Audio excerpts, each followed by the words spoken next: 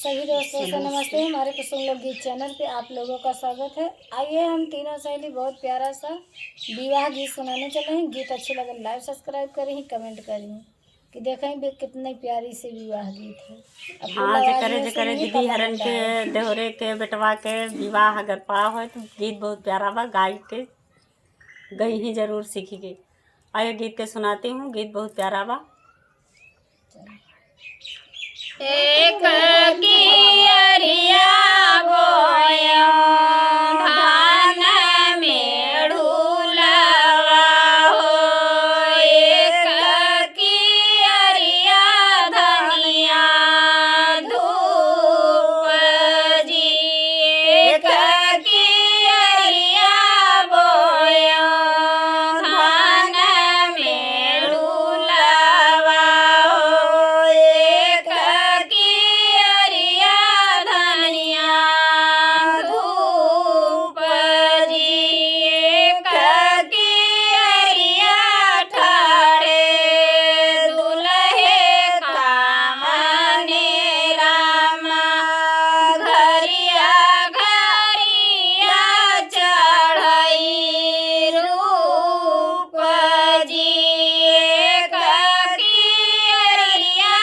ठाड़े दुल्हे कामने रामा, घरिया घरिया चढ़ई रूप जी, आजी बोलाई जग बैठाई,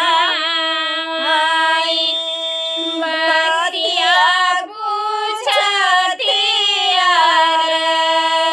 थाई जी, आजी बोलाई जग बैठाई, बतिया पूछती थाई जी, किया तुम बाबा सचवा के ढार हो, किया तो है गढ़ल सोनार जी, किया तुम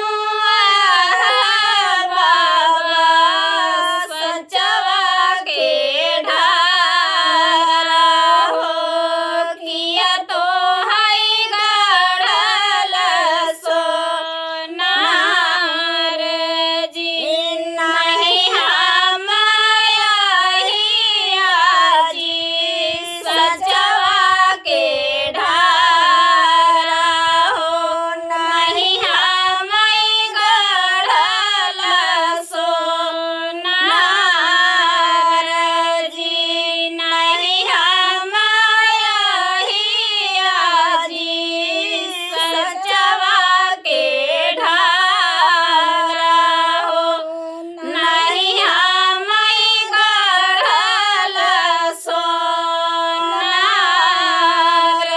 जी, माई बापैया मिली जन